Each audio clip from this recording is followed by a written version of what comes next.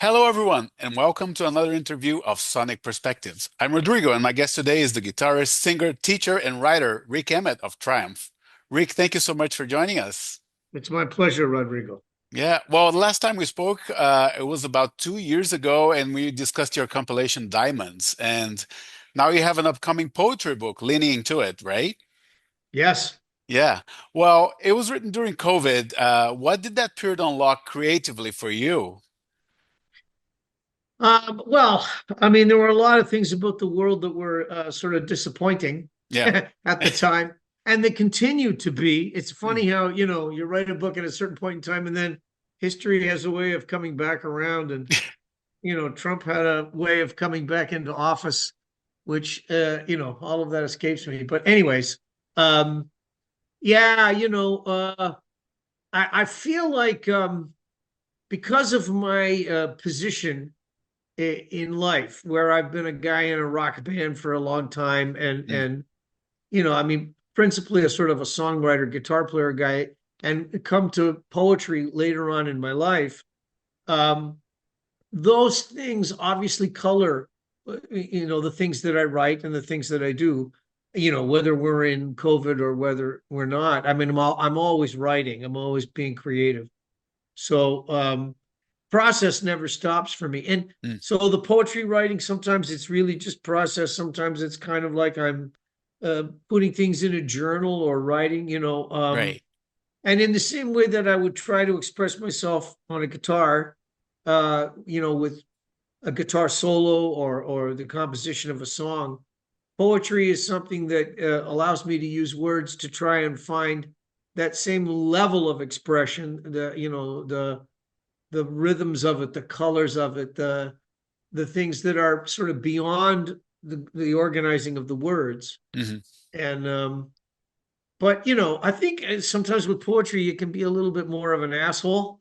You can be a little bit more of a kind of a, I don't have to be as careful, Right. Right. as when I'm trying to write songs that I hope will become successful or commercial. Like, and my poetry thing is not about any of that. Yeah. Well, and the other thing too, when you write music, I think you write from your first person, but on this book, you use like a chord gesture with your alter ego of sorts, right? Yes, Yeah. yes, that's quite true. Yeah. Uh, and yeah, Alvaro Fallis, Yes. he's a bit of a character, Yeah. but yes, it allows me to sort of step out and into that, I don't know, troubadour, court jester, Yeah. balatron, however you want to sort of see it. But Yeah. Yeah, I think sometimes it's important for a poet to poke fun at power. Like, this is one of the things, you write about metal and metal bands, and I think that it's one of the things about metal that I always really liked, that Mm. it was fearless when it came to sort of attacking power, taking on power, and saying, I think this is bullshit, that sort of thing. Like, I always admired that and appreciated that. And I think that's an artist has that responsibility. You don't necessarily have to have people agree with you, but I think you have to provoke people. You have Yeah. to try to get reactions. So Yeah. Well, there's parts of the book, venting in particular, part two, where, it's very direct and angry. I never thought of you as an angry person, someone who's angry at life, but I guess that, it's a different side of you that I didn't know, to be honest. well, I think that what happened, pretty early on in my life and in my career was that I became this guy that was writing songs sort of about optimism and positive things, the Yeah. magic power of music and fighting the good fight and never Yeah. surrender, these kinds of, which, Triumph is going back on tour, and I'm rehearsing these songs again. Yeah. I can never escape this part of my professional life, my professional career. But honestly and truthfully, I think if my wife was sitting here and you were interviewing her, she Yeah. would say, "Oh, he's a cynical guy. He's sarcastic. You know, he's often very dark. He's not enough of an optimist to keep me happy and make me happy. I have to kick his ass all the time." Right. And Right. I think that that's probably true. That professionally, I sort of became an optimist. And then that's how people sort of saw me because my work is, but even I think when I'm being dark, when I'm venting, when I'm writing the poetry, I do keep trying to find my way. I used to, teach at a college and teach songwriting, and I would tell students, yeah, you can be dark. You can investigate the things that make you unhappy and the things that make you sad and depressed and the things that you don't think work in the world. Mhm. But you have an obligation, a responsibility as an artist to keep trying to work your way towards lighting the candle that you'll put in the window of whatever work you do, because you got to offer people hope. You got to try and, so I feel like I'm doing that sometimes in the poetry, obviously it spends a lot more time in the dark than Yeah, it does moving towards the light. But I yeah, do think like somehow in the end, I keep trying to go, well, it's like the Cohen thing about there's a crack in everything, and that's how the light gets in. yeah. Or Bruce Cockburn wrote a thing about you kick at the darkness till it bleeds daylight, and I Oh, wow. really I wish I wrote that. That's beautiful. Yeah. That's a great line. Yeah, yeah. Well, you quote George Carlin a couple of times in the book, including one of my favorite ones, which is never underestimate the power of stupid people in large groups. I think the work we use a lot of George Carlin right now, right? Who's doing his role in the world right now? I don't know, but we could use more of him, right? I know, I know. I mean, you can find people online that have the same level of common sense that Carlin Yeah, had. It's hard to find people that have the same combination of wit and yeah, common sense. And obviously, I'm drawn to people that are that see the humor in it and can sort of put things in a way that they're not necessarily attacking somebody in just a negative way. They're making it seem like, can't you see how ridiculous this is? Can't you yeah, see how foolish this is? Which is again the court jester kind of a thing. And I think Carlin would probably say, no, that was my job. That's who I am. yeah, Um, yeah, but I always liked Carlin and respect his work, and I like the fact that my feeds on like Instagram and stuff, every now and then they'll give me a little taste of Carlin. I go, yeah, yeah, that's good. yeah, Like George was a smart guy. I yeah. wish there were guys like that that would run for office. Oh, I yeah, would vote for them. But the problem is when you're an atheist, and you won't do the things that you need to do in order to get the votes. yeah, There's no point in running for office, which is too bad because I think the world could use a lot more. Bertrand Russell is another person in the book that I quote and I yeah, like, and so if I could find a combination of the two, the philosopher with the comedian, that yeah, would be the perfect guy. yeah. Yeah, well, there's more people you quote, Galbraith and Burke. If I could say a common theme or a shared theme between the everyone that you quote is like a suspicion of certainty, distrust in institutions and power, right? Yes, yes. Overall, yeah, Which, you could probably say, oh, Rick, you have that in common with Metallica and Black Sabbath and, yeah, the Dream yeah, Theater guys. And I go, yes, yes, it's probably true. We musicians that are of that sort of side of things, yeah, we like, it's not like I don't want to trust in other human beings. I do, I really mhm, do. But man, some of them just, they're so stupid, yeah, and it's so frustrating yeah, that you have to deal with this level of, can't you sort of see how this just makes no sense, that this yeah, it doesn't work for everybody, yeah, and so I think the poetry, the music, it's really it's I mean, in a way it's kind of like protest songs, like yeah, if you are a folk artist, they go, oh, he's a protest folk singer, but I kind of like to plug it in and turn it up to 11. right, right, yeah. Well, and you do end the book on a happier note, or at least a more accepting note, with Beyond Me, the final section. Did you end the book like that by design, or how that's how it played out as you were writing, or what led you to end on that note? uh okay, because I think uh the one of the strongest ideas that has been running through my poetry, like back then, but also like we're sitting here talking now, but I've got a whole other book that I've written, and it's in my laptop Oh, here, and wow. it's waiting. Hopefully, ECW will allow me to keep putting these out every year or so, Right. every couple of years.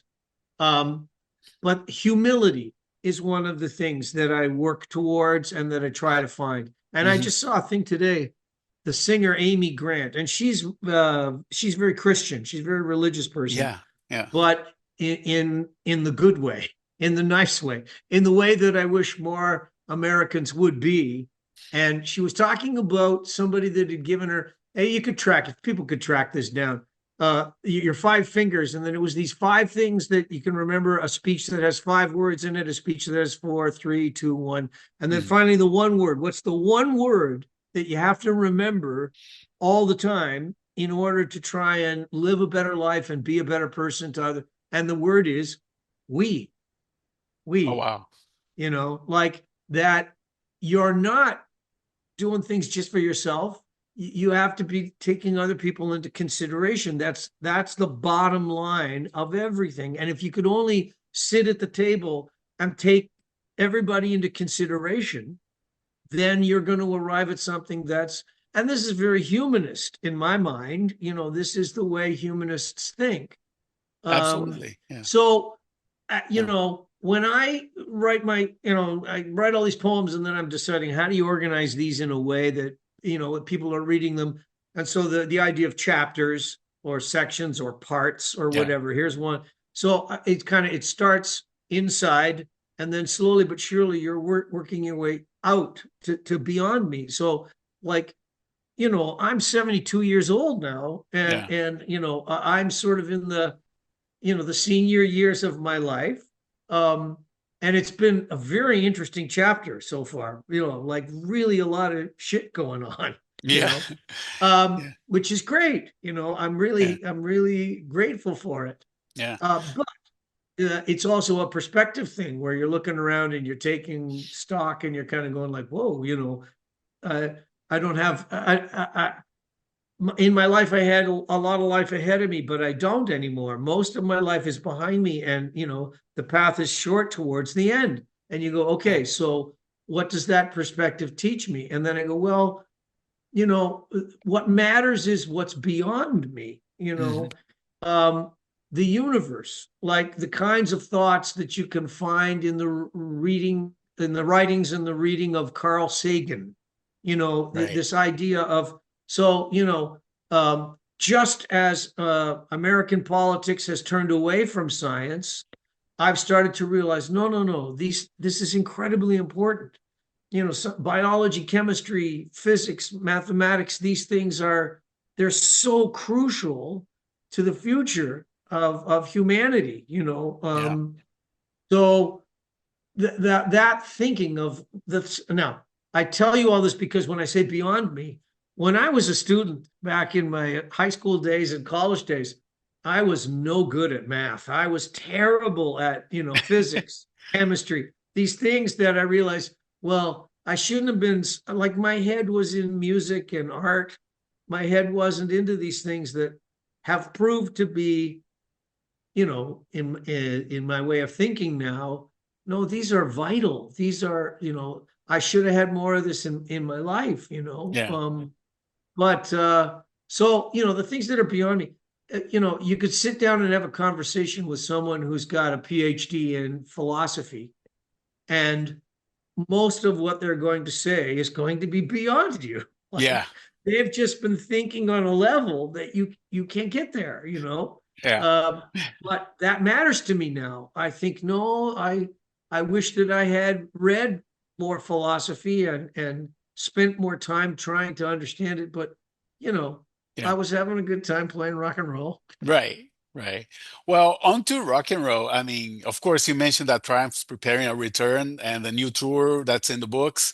You mentioned on the press release that there was still a chapter left to write. What convinced you and the other guys in the band that now is the right time for Triumph to return? Well, I think others had arrived at that decision before they came and said, well, we'll have to talk Rick into it. Right. And so then they came to me and it was like, we're going to have to talk them into it. And so they presented all these arguments and all this thing, and and we had all of this stuff that was happening in the real world, like the NHL was using one of the songs in the Stanley Cup playoffs, and all that. The reaction to it had been incredibly strong. And we live in a digital universe now, so it's like, oh, you guys, you have the number one song on Shazam this week, blah blah blah, right? All this Right. stuff, and they come to me and they pitch me. So then I go to my wife, who's the ultimate authority on everything for me. And I go, okay, honey, like, they're talking about going back out on the road. And she goes, well, let's do pros and cons. Okay. So the first pro was, well, I would have to go to the gym and get a trainer and I would have to get back in shape. And she said, stop right Pro. there. Pro.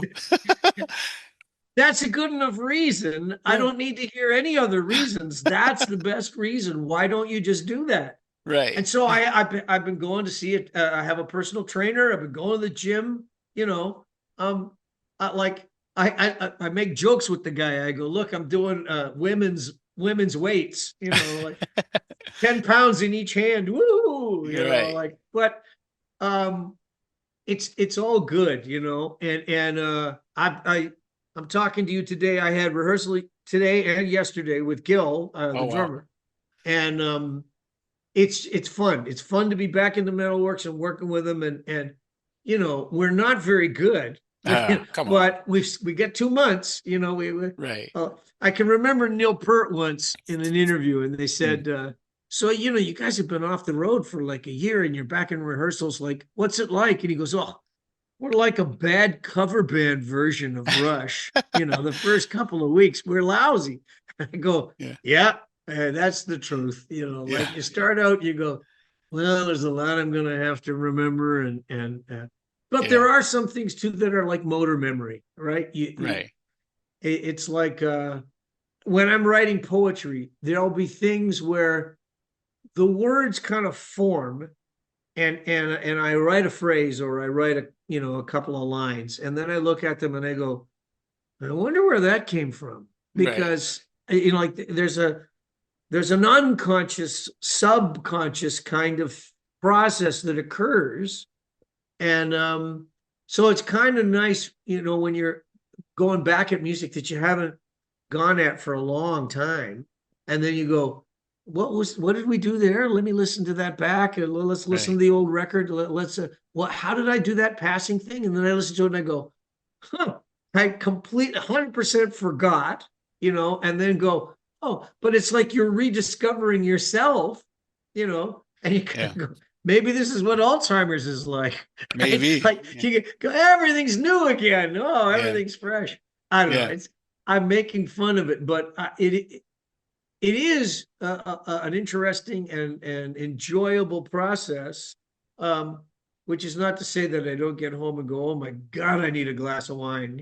Like I need to put my feet up and I need a nap. Right. But Right. yeah, Yeah. it's good. It's all good. Well, you're gonna have some extra help in there, and I'm excited to have Phil X exchanging licks with you live, Todd Kearns and Brent Fists. It's the first ever six-piece power trio, right? Yeah. Yeah. I don't know if Mike's going to be able to make it out for much of it. Uh-huh. So, the way we're kind of working now is um, we're thinking five, and Right. Mike might show up on some shows. For sure, he's going to be sort of up on the screens and part of the way that the band is being presented. I Hmm. don't know if he's going to be there, but you mentioned those three guys, Brent and Todd and Phil, and it's going to be so exciting. Rehearsals don't start with them till March. Okay. So Gil and I are trying to, knock ourselves into shape through February so that when March rolls around, we can go, okay, like we're ready for these younger guys, and we'll have a pretty strong idea of, where are we going to say, look, guys, this is what we want to do. And other places where we'll go, okay, you guys, free reign. What do you think we should do? Because there is that whole thing of trying to establish the territory. If you've got five Yeah. guys, it's a different dynamic. Yeah. But and I think this is important. I want to mention this. Like, I really want those guys to feel like they're becoming shareholders, like stakeholders in what this is, because Right. there's one thing here that's at work, which is the triumph. I don't know what you call it, ethos or spirit, Yeah. or the thing about triumph that was it's uh you know the legacy of the songs is not the same thing as the guys that played in the band and had the image of the band and projected the band, and like Hmm. that thing can those like we wouldn't be doing this if the songs didn't have a kind of a life of their own that other people go, oh no, we want to go to a concert and we want to hear those songs, Yeah. and I want those guys to feel the connection to those songs in a real true way, that it's not, oh, they're sidemen playing Rick's song. I go, no, no, this is becoming your song now too. You have to invest yourself in this so that it'll become something that you'll feel comfortable that it's a vehicle for you, not just a vehicle. In the same way that the fans sit out there and go, this is a soundtrack of my life. Yeah. I'm not going to let this go. I'm holding on to this. And you go, okay, good, because this guy Phil, who's an unbelievably great guitar player, He's he's awesome. holding on to it too, and he's gonna, Yeah. he's gonna make it happen for you. Yeah. And I really want that to happen, so that we're all, the connection is being made for everybody, the audience, the new guys, us, and then Gil and I can go, good, great, see you later, well Yeah. done. Yeah. Yeah, yeah. Well, I've seen you play in intimate settings here in Toronto, and now you're getting ready for this arena rock machine, which is a totally different beast. You barely connect with people in those kinds of shows, right? It's a change in mindset as well, right? It's not just physically demanding. You have to change like the way you face a tour like that, right? Yes. Yeah. Yeah. um but it's not like I don't, like it's not like it's something that I don't know. I do know it. I've Hmm. I've had a lifetime of playing, all kinds of different shows. And the big ones, in some ways, are even a little easier than, because sometimes the smaller intimate ones, you get so far inside yourself or so far inside the music that now you're struggling a little bit, whereas when you're doing a big show, it's grand gestures and it's lights and it's production, and it's scripted in a very, you got to hit your marks and you got to have certain things happen. And this is where the flash pots go off. And this is Right. where like there's cues. It's like being in a play Hmm. more than, improvising for 30 minutes, or Yeah. 60 minutes or Yeah. whatever. So I think that I do have fears uh, about whether or not I can handle the workload of it. But I feel like, I'm. That's just a question of work. Give me the next couple of months, and I will be ready, and I will be able to handle it. Right. Um, Right. and to your point, there's times now in rehearsal where I'm sitting there and I'm practicing, and then I go, man, I better get up on my feet and I better move my ass around a little bit, and I better, how does this feel if I, spread my legs in the rock star pose and I'm Right. lifting my guitar up, and you're doing the grander gestures, and I go, oh, I have a lot of motor memory for that, like Right. this is the guy that, I'm comfortable in that skin. I can go there and I can and be there. Now, I wasn't a full-on Mick Jagger kind of a guy, like, and that's a good one to cite as a thing, because of course you Of got course. Keith Richards, who's, he's one kind of thing, one kind of rock star, and then you got Mick Jagger, and he's completely a different one. But between the two of them, you got the Rolling Stones, and Yeah. you got this rock star thing that happens, right? So Yeah. I feel like there's a Rik Emmett that played small shows that had an acoustic guitar or a jazz guitar, and there's going to be a little of that that's in the Triumph stuff. Right. That's not going to disappear. But the one that sort of, runs around with a flying V, Yeah. propped between his legs, there's going to be some of that too. Like the double neck, the flying V, Oh they're wow. all going to Yeah. be there. Oh, yeah. Yeah, I was gonna ask you about the double neck because it's quite heavy, but yeah, you're bringing that on. That's Oh cool. yeah, man. Yeah, That's yeah. why do you think I'm working out with weights? Right. So I Good can stuff. take that 13 pounds on the shoulder. Yeah, yeah. I saw you at the Westin Phoenix benefit show years ago, like 2, 3 years ago. You did the Sounds of Swing. I don't know if you remember that, but I have a picture with you that day. Oh yeah. Yeah, yeah. Awesome, awesome. Yeah, yeah. Yeah, Yeah. well, I have played Mm. so many different kinds of shows and so many different kinds of venues, and then when rehearsal, Gil will say something and I'll go like, yeah, yeah, buddy, don't worry. You're like, I've been there, I've done that. You don't have to worry about that, like that. It's all gonna be good. Right, right. Yeah. Well, last question for me. I wonder, you mentioned your wife, but I wonder what your sons or your grandchildren thought about you getting back on the road. They never saw you on that phase of a rock star, right? I guess so. Yeah, well, my eldest has, I mean, it'll be a new experience. It's certainly like for their spouses and my grandchildren. Like there'll be Yeah. something where they're going, "That's Grandpa." They don't call me Grandpa; they call me Bubba. They go, "That's Bubba," Yeah. So like, I think that'll be fantastic. Like Yeah. that's one of the it's one of the pros and cons. That was one of the pros. Like to be able to get to share that across two generations is like, oh man, what a beautiful gift. What an unbelievably great thing to have happen. Yeah. I mean, I hope I don't fall down and split my pants or anything. Like there's certain things where you hope I won't embarrass them, where they'll come away going, "Oh, it was great." But and because I do want them to be proud of me, uh, and I think I've always been the kind of guy where I wanted to screw with people's expectations. Yeah. Like people look at me and they go, "Hey, he's a short little blonde, a little white-haired guy now, short little white-haired guy. Like he's not a rock star." But then, if I play the show, they go, "Whoa, Yeah. I had no idea that such a little guy could have that much, Yeah. juice in him. Yeah. That's great, And I Yeah. go, I like that. I like when I write a book of poetry. I think lots of people go, I had no idea that a guy that plays in a rock band, Yeah. and that's not to say that there haven't been people like you know I think Gord Downie of Tragically Hip would be the most obvious Canadian example, but Yeah.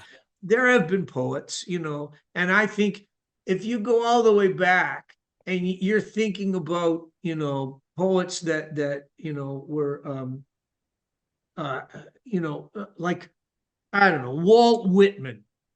You Yeah. go, oh, you read his stuff and you go, I think Walt Whitman might have had a little bit of a rebel rock star in him. You Oh know what yeah. I mean? Yeah. Definitely. Definitely. So, Yeah. yeah. Yeah. Now, do you remember Tom Cochrane had an album that was called Neruda? Yeah. Have you ever read Pablo Neruda? No, I visited his house actually in Chile. Oh, yeah. Yeah, he had Okay. several houses. I visited one of them in Santiago, Chile. Yeah. Okay. Yeah. Well, I think that guy had some rock star in him. Like you Yes, read his most stuff and you definitely. go, I think that guy was a bit of a rock star. Yeah. Like sometimes you don't necessarily get a giant audience in order to make it happen. Yeah. But I don't know. I think this goes back to what we were saying at the beginning. Like I think poets have a streak in them, which is, you know, like I'm the court jester. I'm the outsider. I'm not an insider. Yeah. I do this thing and I'm not afraid to make a fool out of myself. Not afraid at all. And I really like that. I like that. It's the Pablo Picasso kind of thing. Yeah. It's the Pablo Neruda kind of thing. And like I go, yeah, that's I'm a little bit too much of a Canadian polite guy, but Right. I have that streak in me, I think. Of course. Yeah. Well, Rick, thank you so much for the interview. I look forward for the tour. I have my ticket for April 24th here in Toronto, and I hope I get an Yeah. autograph from you on this bad boy here. So, Yeah, yeah. yeah. Fantastic. Awesome. Great. All right. Good. Thank you so much, Rodrigo, man. this has been delightful. Thank you so Awesome. much. Have a good one. Bye. Okay, man. Bye-bye. Bye.